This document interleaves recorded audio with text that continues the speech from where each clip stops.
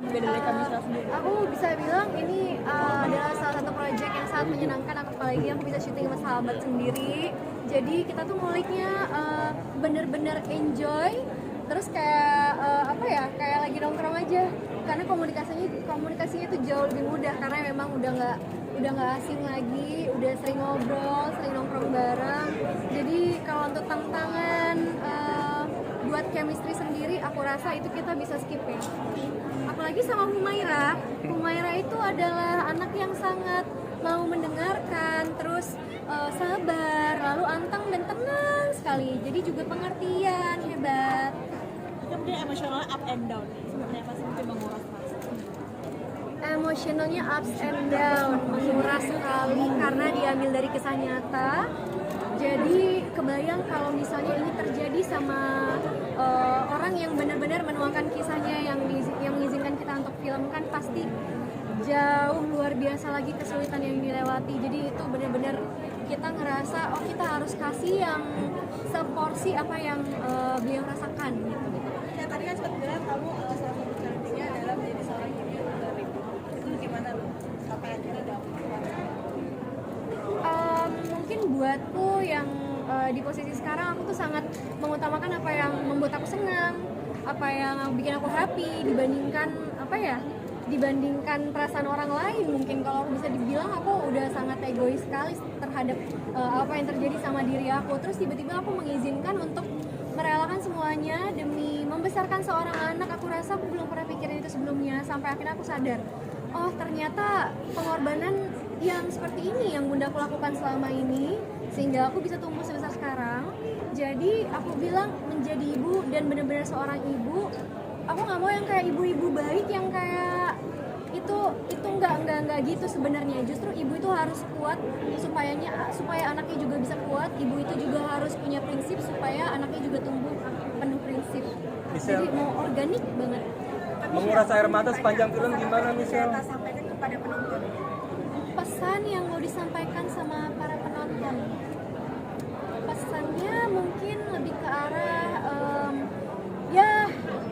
kita sebagai seorang perempuan ya, apapun yang terjadi, kodratnya kita menjadi seorang ibu, siap nggak siap, pas kita jalanin pasti siap.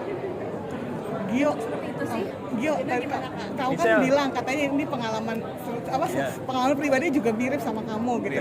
Buat kamu pribadi sendiri gitu, perbedaan kayak gitu tuh memang bisa menjadi penghalang atau mungkin jadi malah kalau yaudah, buat cuek aja aku gitu. pribadi, for me love wins at all times. Tapi makanya bisa dilihat di film ini bahwa itulah pentingnya kita melihat semua itu dari nggak asal nikah aja gitu, harus ada bibit bebet.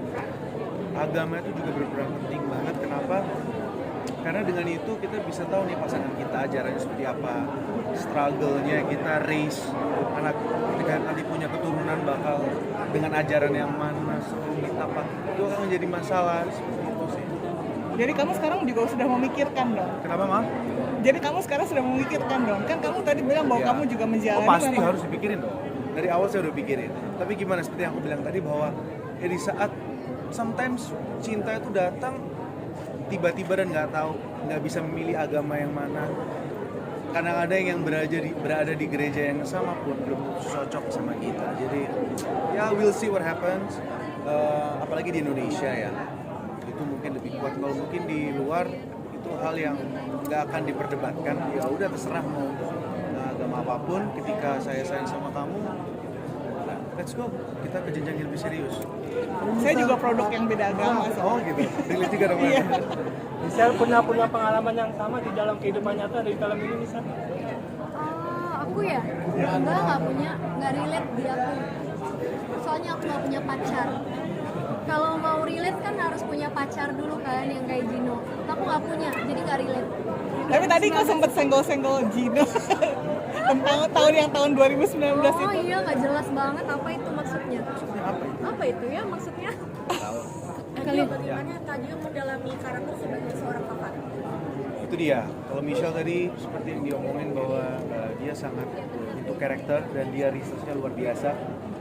Aku sempat shock juga ternyata dia sejauh itu deep down untuk karakter. Dan kalau aku ya aku mempercayai proses reading, terus aku harus belajar gimana sih caranya menjadi laki-laki muslim, anak dari ustazah.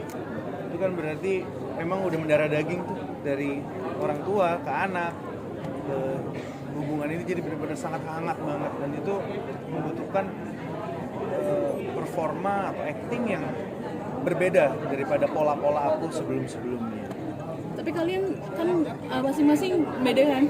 Kalian switch nggak saling tukar informasi? Maksudnya Azudin ngasih tahu Jojo ngasih. Iya pasti di proses workshop dan reading pasti kita banyak komunikasi.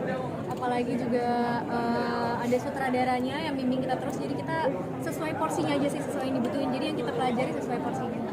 Terima kasih kakak.